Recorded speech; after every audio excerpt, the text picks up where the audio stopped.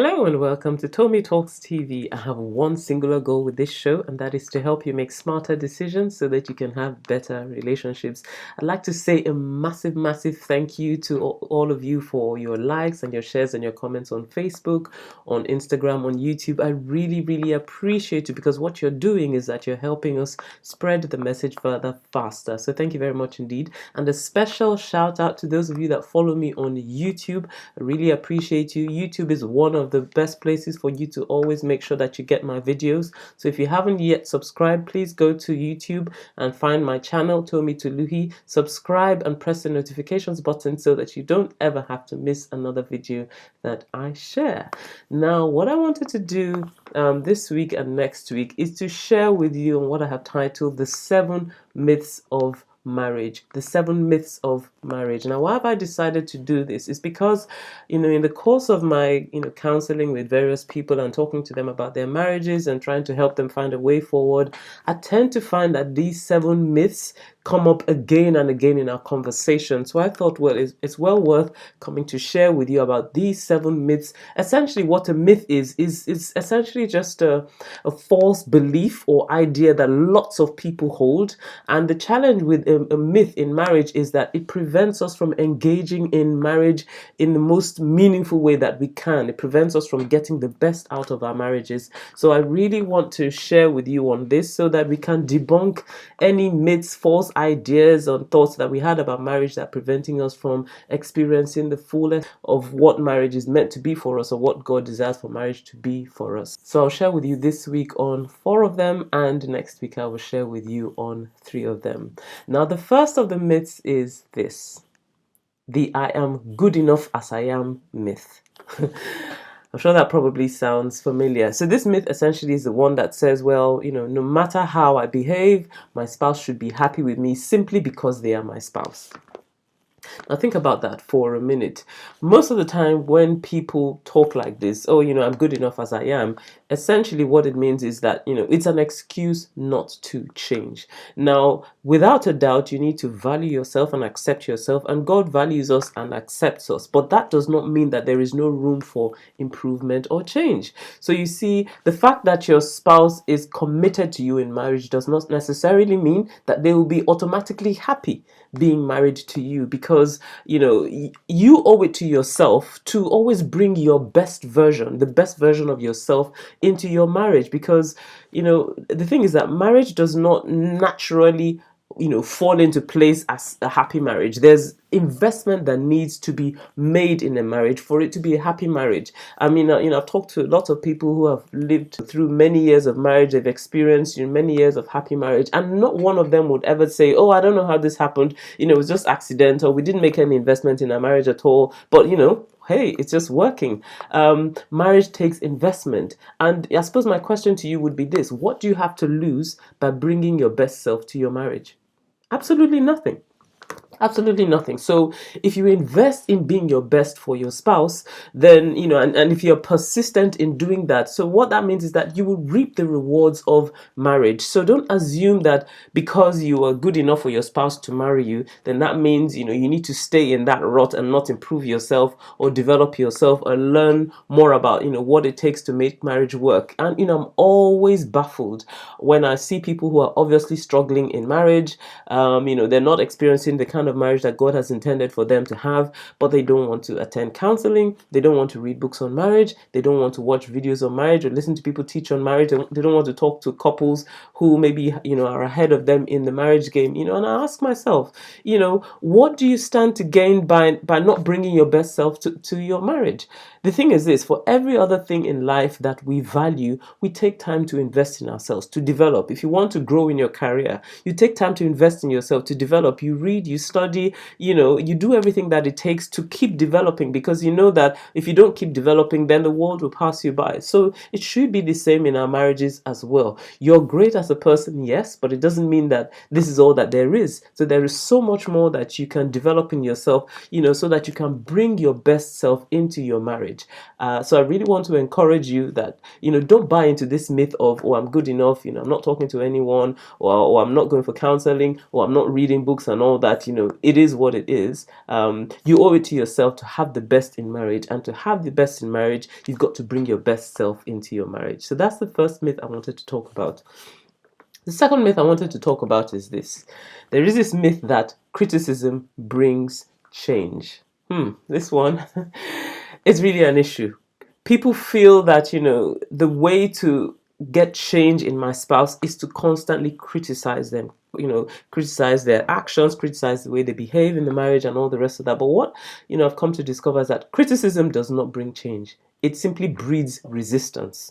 And this is especially true for men, because a man's greatest fear is being controlled by a woman. So if you're constantly as a wife criticizing your husband, he can't seem to do anything right, everything he does, you complain about this and complain about that and complain about the other, at some point the likelihood is that he would dig in his heels and just feel, look, there's no point. I can't win, in loving my wife, so I just won't bother. I won't even try.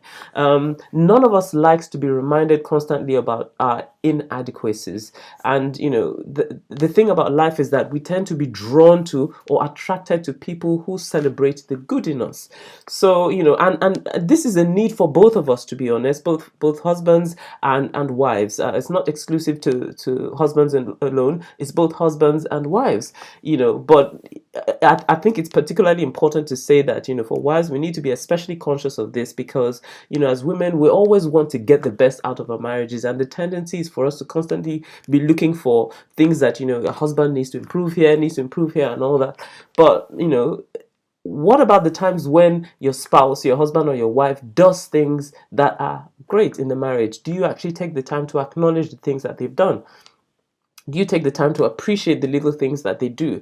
None of us likes to be constantly, blamed and confronted. We will always gravitate towards where we're complimented, or where we're encouraged, or where people see the good in us. Am I saying that, if your spouse has, certain issues in marriage that need to be addressed, then, you shouldn't mention them at all? You should always turn a blind eye? That's not what I'm saying. Am I saying that you should not express your feelings or your needs or your desires in marriage? That's not what I'm saying. But what I'm saying is this: constantly criticizing your spouse is not a strategy for joy in marriage. So there are a few things that you could do. First of all, reinforce any positive behavior that you see in your spouse, because that is far more effective than criticizing. So even if they haven't done certain things that you really want them to do, if they do certain things, praise them, encourage them, appreciate the little things that they do. That's the first thing. The second thing is this: when you have a need and if you feel like your spouse is not quite meeting it, express your need, but express it positively, without placing blame on your spouse, because when you express your need positively, like, this is something that you desire, rather than blaming them for not doing it, then they have an opportunity to respond graciously to your request. That's the other thing. And then also, we need to moderate our expectations and focus on our most important needs, rather than criticizing every single thing that our spouse does. Because sometimes, we pick arguments about things that are not even important. If you keep bombarding your spouse with, every little thing that you feel they've not done, that, you feel is not up to scratch, then it sucks the joy out of marriage. But rather, if we look for things to praise in our spouse, we look for things to encourage in our spouse, we look for things to appreciate in our spouse, and then when we need to share our needs, we share them, positively, but sparingly, and then we go to God and we pray about it and trust God that God will help them, to rise to the challenge, to meet our needs. Then we'll experience more joy in our homes and in our marriages. So criticism does not bring change. All it does is that, it just breeds resistance. I always say about nagging that nagging is just telling your spouse the truth about their faults all over and over and over and over again. It doesn't bring change. Nobody ever thinks to themselves, oh wow, my spouse has criticized me so much that I just have to change.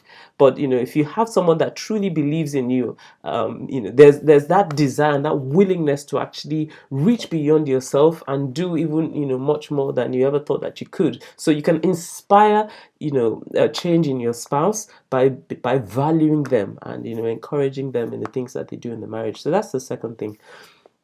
The third myth that I wanted to talk about today is what I've called the mind reading myth. And this is a very funny one. Essentially, this is a myth that says, well, if my spouse loves me, then they should automatically know what it is that I need.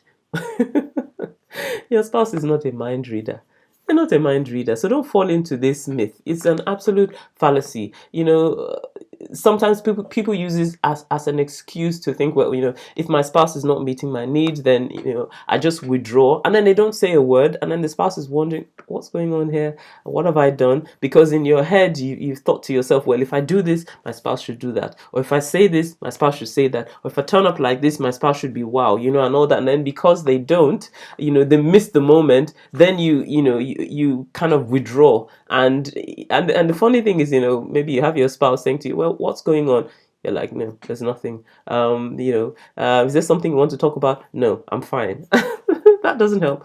Your spouse is not a mind reader. We have to communicate clearly what we need in our marriages. And, sometimes you might have to mention it again. I'm not saying, harp on it over and over again, but be clear about what it is that you desire in your marriage. Don't expect your spouse to automatically know what you need. They're not God. It's only God that can read your mind and knows exactly what it is that you need before you actually even say it. So don't expect your spouse to read your mind, but instead be prepared to share your needs in a loving and honest manner, but in a non-judgmental way, rather than leaving your spouse guessing and wondering what it is that you want out of your marriage.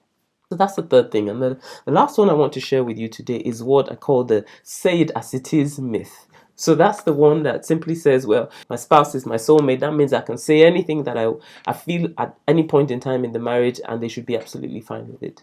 No. You see, research has shown that for every destructive word that we speak to someone, we will need to counter that destructive word with 5 positive things to be able to balance, that marriage out. So we need to be very careful about how we express ourselves in our homes and in our marriages. The fact that you're feeling something in the heat of the moment doesn't necessarily mean that you should say it. The Bible says in the book of Ephesians chapter 4 and verse 15, it says, speaking the truth in love.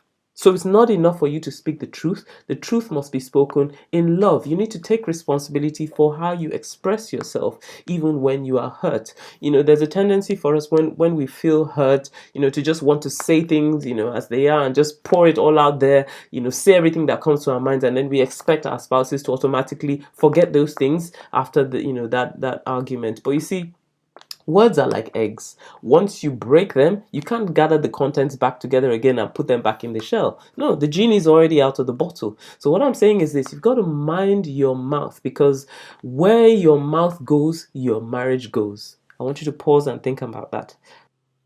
Where your mouth goes, your marriage goes. So if you say it just the way that you feel it, you might make the best speech that you will live to regret. So you've really got to choose your words carefully. We need to be careful about how we choose our words. Let's speak life with with our words into our marriages. The Bible says that life and death is in the power of the tongue, and those that love it will eat the fruit thereof. So let's always constantly speak life into our marriages and be careful about the words that we use even when we are upset. Take responsibility for your feelings and express yourself in a positive manner so that it doesn't become difficult for you to recover from whatever disagreement it is because of all the words that you have said to your spouse. Well, I hope this has helped you. This has helped you, then please leave me a message or like or share a comment on Facebook, on Instagram, on YouTube, and next week I'll be sharing with you the second part of this message. God bless you and take care. Bye for now.